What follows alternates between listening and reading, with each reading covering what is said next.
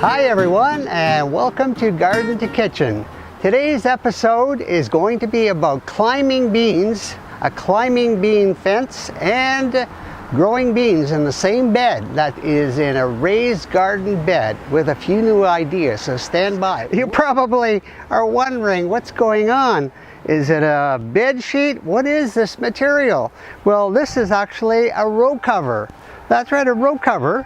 The reason I have it here is that when I planted the seeds, either the birds got in here or the squirrels, and they started pulling up all the seeds. So I decided to try this spun material to protect the seeds while they're sprouting. And actually it's working quite well. This spun material is designed to cover beds, flowering beds or vegetable beds from insects, or it could be to even protect it from the frost and the wind as well too. This particular one I purchased from the dollar store. It's the manufacturer is called Schultz, and I think I paid $3.50 for this material. And it's a very, very soft material. And it rips very easily, so you have to be very careful with it. But as you can see, it's blowing in the wind here, and it survived. So it's doing its job at protecting the seeds from the birds and the squirrels.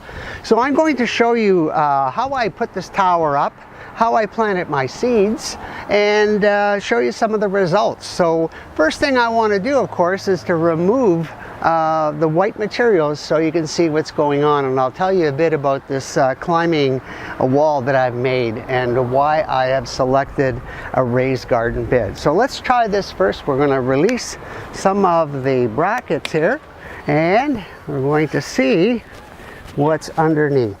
So let's take a look. Here it goes.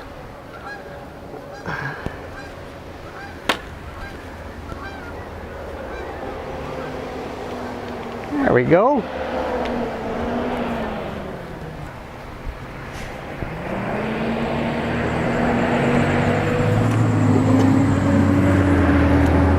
And there we have it. We've just put the material off to the side. It looks pretty good. There's no rips in it, so we should be able to use it again. So here I'm standing in front of my climbing bean fence, and let me tell you a bit about this. This particular fence I've been using for about I think this is 4th year, and it's doing exceptionally well. It's designed for concrete, to put into a concrete foundation to keep the concrete stable. And I bought this at the big box store at Lowe's, and it's about $15. And all I've done is use it as a climbing wall for beans, so it works out quite well. Over here I have some metal fencing tubes that were at the big box store as well, and I paid $1.68 for them. They were on sale, they were discontinued. So I bought a bunch of them and just pounded them into the earth, and they're going to hold the wall secure for the beans to climb up. So Scarlet Runners, and they flower.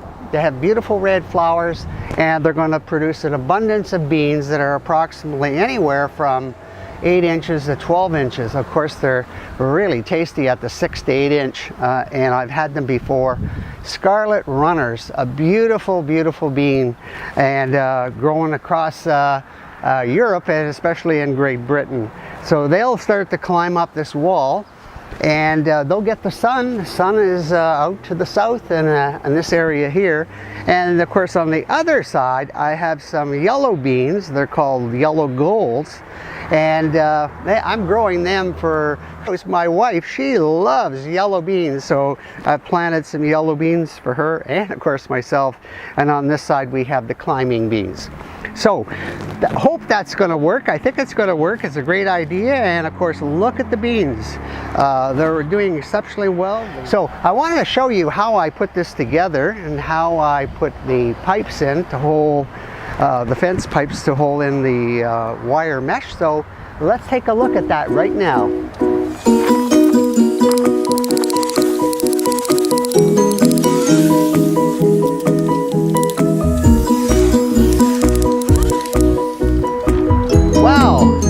Pretty interesting the way that happened, the way that got together. And now let me show you how I planted the seeds.